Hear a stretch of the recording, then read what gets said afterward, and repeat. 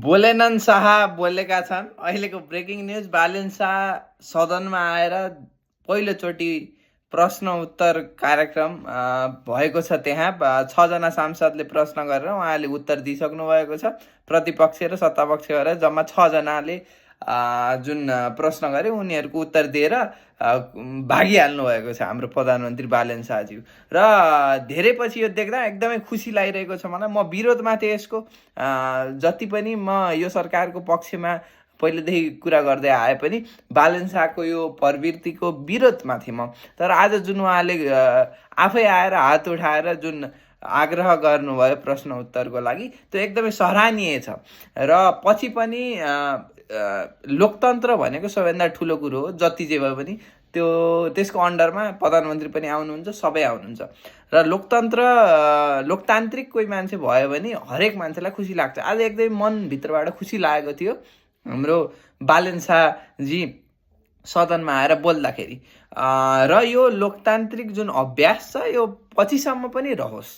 र संसदको नियमावलीको अनुसार चाहिँ भएको होइन, यो आकस्मिक तरिकाको आकस्मिक समयमा आउनुभयो हाम्रो प्रधानमन्त्री बालेन शाहज्यू, अनि आकस्मिक तरिकाले 6जनालाई मात्र दियो। खासमा नियमावलीको अनुसार 15जनालाई दिने हो। खासमा हाम्रो प्रश्न उत्तर सेसन जुन हुन्छ 15जनाले पाउँथे। तर ठिक छ, यो तरिकाको मलाई ठिक छ।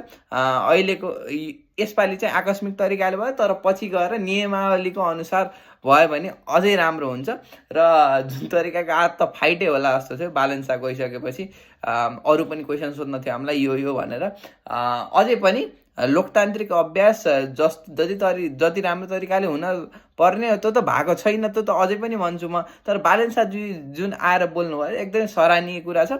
तर अब विधि जुन नियमावली छ त्यसको अनुसार गएर बालेन शाहजी प्रश्न उत्तर सेसनमा निरन्तर रूपमा अब टाइमिङको अनुसार आफ्नो टाइमिङ मिलाएर बालेन शाहजी लोकतान्त्रिक अभ्यासलाई अगाडि बढाउनु भयो भने प्रश्न उत्तर सेसन लगातार नियमावली अनुसार 15जनाको 3 दिनभन्दा पहिला प्रश्न दिने यस्तो कामहरू जुन नियमावलीमा जे छ त्यो तरिकाले गर्नुभयो भने एकदमै फिट बस्नेछ। र आजको सराहनीय छ। र अर्को कुरा, सबैभन्दा राम्रो कुरा मलाई लाग्यो हाम्रो गगन थापाज्यूको, उहाँ ससुरा पर्नुहुन्छ हाम्रो, उहाँ काङ्ग्रेसको सबैभन्दा ठुलो, हाम्रो सदनकै सबैभन्दा वृद्ध नेता। उहाँले कस्तो राम्रो कुरा गर्नुभएको छ। काङ्ग्रेस लोकतान्त्रिक पार्टी जस्तो राम्रो देखिएको छ, माओवादी पनि राम्रो देखिएको छ, राप्रपाको पनि खासै उ छैन। तर श्रम संस्कृति पार्टी र एमालेको त घोर विरोध देखिएको छ। रमाइलो चाहिँ भयो है सदनमा।